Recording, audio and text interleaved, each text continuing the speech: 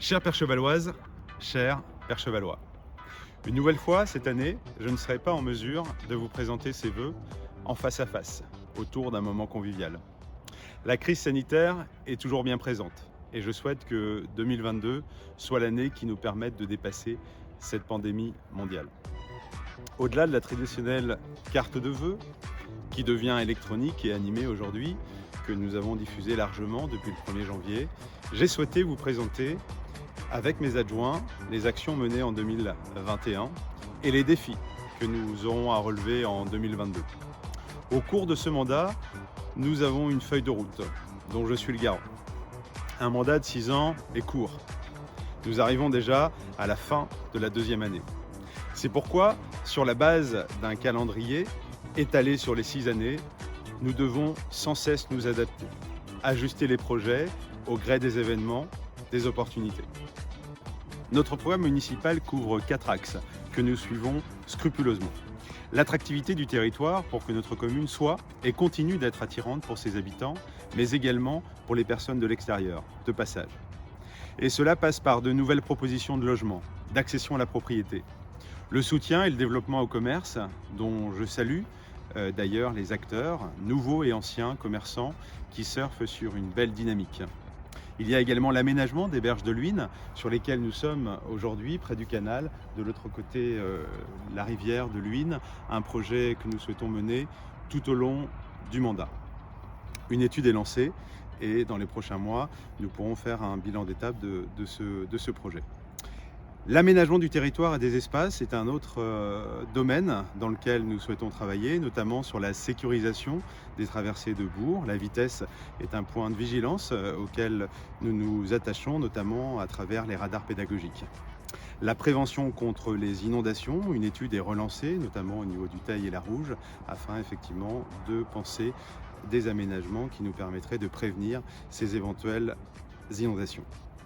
Et enfin, l'optimisation du stationnement reste une priorité, donc notamment sur la place des Tilleuls au Teil. La consolidation et le développement des services publics, tant sur la santé que sur la culture. Je pense notamment à l'école de musique à laquelle nous venons de donner un bâtiment pour se structurer. Et enfin, la cohésion sociale et communale. C'est un domaine auquel nous sommes attachés, le lien entre les générations, faire à la fois pour les jeunes, mais également pour les seniors. Nous démontrons chaque jour que cela est possible. L'animation sociale, c'est aussi et surtout notre milieu associatif, qui subit de plein fouet la crise et auquel nous apportons tout notre soutien. L'environnement et le développement durable sont également des domaines dans lesquels nos nouvelles pratiques d'entretien vont dans ce sens. Le recours au circuit court également pour nos écoles et la restauration scolaire. Et enfin les actions qui concourent à la préservation de notre planète avec une nourriture saine dans un environnement protégé. En 2022, les projets ne manquent pas et nous continuerons de les mener avec beaucoup de prudence financière notamment, en recherchant les financements adéquats pour optimiser le reste à charge pour la commune. Je souhaite également vous préciser qu'un travail sur l'adressage est en cours. Il nous permettra notamment de numéroter chaque habitation et ainsi de mieux identifier les adresses sur notre commune, mais également de faciliter l'arrivée de la fibre d'ici 2023. La sécurité, nous l'évoquions pour la partie routière. La sécurité, c'est aussi globalement un sujet de vigilance sur la commune. J'ai souhaité reporter le recrutement d'un policier municipal afin d'apprécier une action globale sur la sécurisation de notre centre-bourg, notamment en lien avec la vidéoprotection, qui est un sujet ouvert à notre réflexion. Notre nouvelle chargée de mission Petite Ville de demain a pris son poste début janvier. Elle sera partagée avec Belém et nous accompagnera sur des projets structurants, tant sur la résidence autonomie que sur l'aménagement des berges de l'Huisne que nous évoquions tout à l'heure. Val-au-Perche, c'est aussi une commune pleinement impliquée au sein de la communauté de communes, dans ses projets. Au-delà des services gérés par la communauté de communes, tels que les écoles, la crèche, la médiathèque, c'est aussi le pôle de santé moderne qui a ouvert en 2021 et l'ouverture prochain en février du cabinet du docteur Montes Romero. C'est aussi le développement économique avec une petite zone qui devrait être aménagée d'ici quelques semaines au-dessus de la station-service et bien sûr le nouveau plan local d'urbanisme sur lequel nous travaillons qui nous permettra, je le souhaite, d'envisager une nouvelle zone d'activité le long de la RD 923 sur la commune historique de Malle. Enfin, les études sur la rénovation de l'école André Barbet du Teil devraient commencer cette année, alors que les travaux de rénovation du gymnase démarrent en ce mois de janvier. D'ici quelques mois, nous aurons un gymnase chauffé, doté d'un dojo, de vestiaires supplémentaires, de rangements. Un équipement moderne à la disposition de nos élèves et des associations de la commune. Dans toutes ces missions, je salue l'engagement de nos agents communaux, nos collaborateurs du quotidien, qui s'appliquent à rendre un service public le plus satisfaisant possible. Et bien sûr, la disponibilité des élus, qui ne manquent pas d'idées pour mener à bien les différents projets. À présent, je vais laisser la parole à mes adjoints pour vous présenter les projets que nous menons au bénéfice des habitants de notre belle commune. Nous nous y employons quotidiennement. Au terme de mon propos, je vous adresse chaleureusement mes vœux les plus sincères pour cette nouvelle année, à vous, à votre famille, à vos proches, et que 2022 soit pour vous une nouvelle occasion de vous épanouir dans votre vie, tant personnelle que professionnelle. La santé reste une priorité. Je vous souhaite de prendre soin de vous et des autres. À bientôt. Cela fait bientôt 2 ans que l'on est dans l'obligation de garder des distances physiques entre nous. 2 ans que l'on ne peut pas se voir comme on souhaiterait le faire parce qu'il nous faut rester prudent. Souvenez-vous, en mars 2020, les apéros visio avec nos proches, l'essor du e-commerce, la nécessité de pouvoir se connecter les uns aux autres pour garder ce lien. Depuis plusieurs années, le département de l'Orne investit massivement dans la fibre et conserve son objectif de 100% des Ornais éligibles à la fibre d'ici fin 2023. 2023, c'est à la fois loin et demain. En attendant 2023, Val-au-Perche a pu déployer des hotspots Wi-Fi. C'est-à-dire qu'en divers points de la commune, depuis la salle Jules Langlois d'Amilly, ici à Saint-Agnan, jusqu'à la salle Paulette Deleuze à Gémage, en passant par la place des Teilleuls au Teil, nous pouvons rester connectés grâce à un Wi-Fi gratuit et accessible à tous, depuis son téléphone ou sa tablette.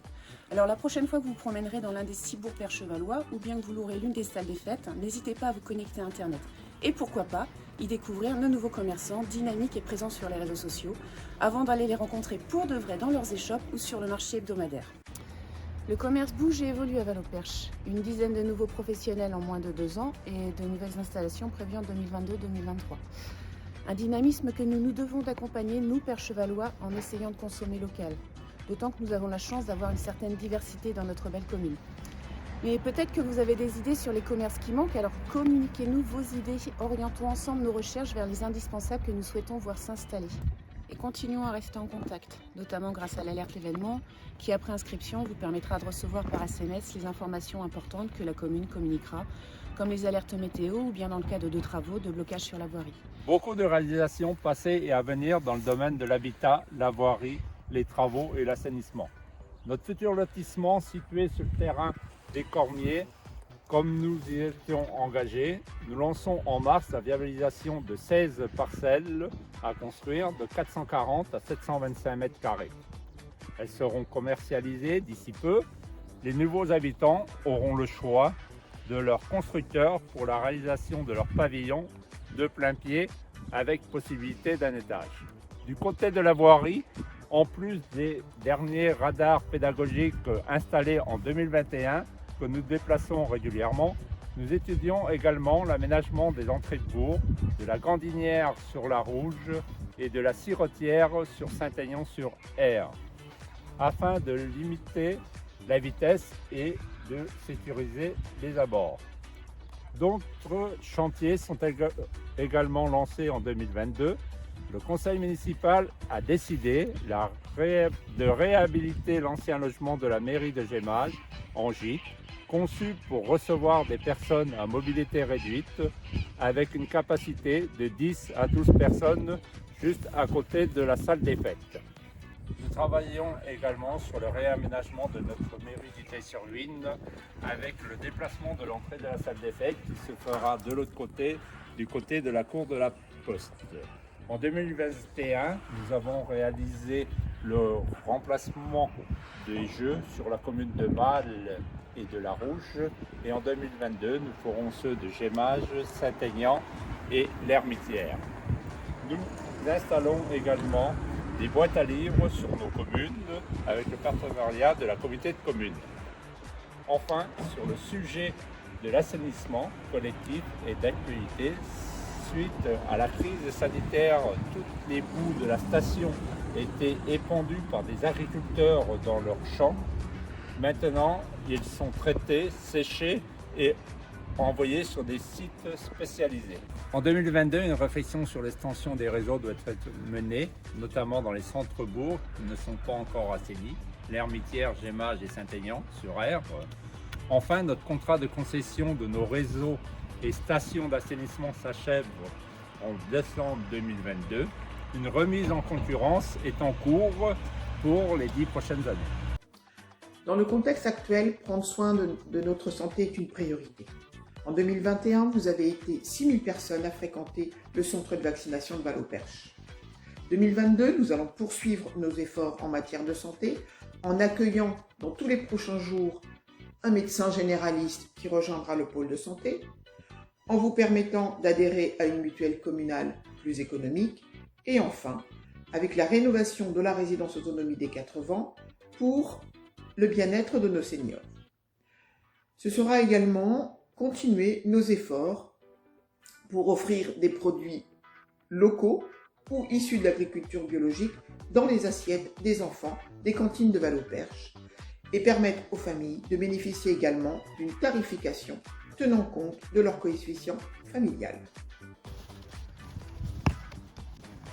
2021, un embarcadère, un city-stade, un conseil municipal jeune qui a participé aux cérémonies du 11 novembre dans les 6 communes historiques de Val-au-Perche et qui a tenu un stand lors du marché de Noël. Pour 2022, de nombreux projets sont déjà à l'étude. Un jumelage. Peut-être avez-vous des idées sur un partenaire étranger. Une piste de roller. Un abri pour nos joueurs de pétanque. Et bien évidemment, nous continuerons à soutenir nos associations sportives. Et le conseil municipal jeune mènera des actions toutes plus dynamiques les unes que les autres. En 2021, malgré la pandémie, la municipalité a assuré une livraison d'un repas de fête en début d'année, en partenariat avec nos restaurateurs locaux. En fin d'année, le traditionnel colis de Noël a repris, accompagné d'un bon de 10 € à dépenser chez nos commerçants de Val-au-Perche. Pour la deuxième année, la Semaine Bleue a permis à nos seniors de découvrir notre patrimoine local, de jouer au bowling ou bien d'assister à une séance de cinéma.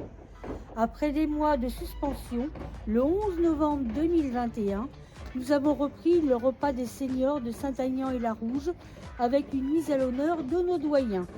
Pour nos commémorations, avec nos anciens combattants, nous commémorerons nos soldats morts pour la France avec un dépôt de gerbes à chaque monument de nos communes historiques.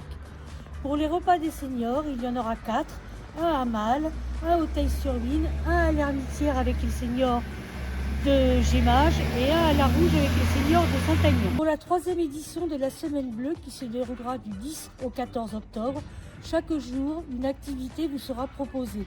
Le programme reste à définir avec la commission. En 2022, nous poursuivrons le fleurissement harmonieux de notre commune de Val-au-Perche avec quelques nouveautés. Nous sommes ici sur l'ancien emplacement de l'usine SCA, donc qui est aujourd'hui un terrain communal. Cet emplacement abrite, c'est une zone humide qui abrite de nombreuses espèces d'oiseaux et de batraciens qui sont aujourd'hui extrêmement rares sur le territoire. Et nous entendons préserver cette zone et la réhabiliter de manière à ce qu'elle nous permette d'accueillir encore mieux tous ces animaux qui sont aujourd'hui rares sur notre territoire. La lutte contre le réchauffement climatique et la protection de la biodiversité font partie des projets majeurs de la commune. Cette année, nous continuerons notre programme de plantation entamé en 2021. De même, nous allons approfondir notre travail sur l'enherbement et l'engazonnement des cimetières qui a démarré en 2021, qui est un projet extrêmement complexe parce que nous devons aujourd'hui nous affranchir des désherbants chimiques. Une étude sur les inondations dans le bourg du Teil va être lancée dès le début de 2022. Cette étude va nous permettre de définir quels sont tous ces risques et comment y remédier. L'année 2021 vient de s'achever avec notre beau marché de Noël qui s'est clôturé par un magnifique feu d'artifice. En ce début d'année 2022, encore une fois malheureusement, nous ne pourrons pas réunir les associations pour les traditionnels vœux. Mais nous tenons à les remercier ainsi que tous les bénévoles qui ont participé à nos manifestations communales. Pour cette nouvelle année, nous vous donnons d'ores et déjà rendez-vous le 12 mars pour le carnaval, les 17 et 18 juin pour la fête de la musique et bien sûr en décembre pour notre 3e édition de notre marché de Noël. N'hésitez pas à nous transmettre vos idées d'animation, de groupe, toutes les suggestions sont les bienvenues. Nos associations ont énormément souffert pendant cette crise sanitaire et nous espérons que toutes pourront reprendre normalement leurs activités et manifestations. La municipalité sera toujours là pour les soutenir dans leurs projets, que ce soit financièrement, mais aussi pour une aide logistique.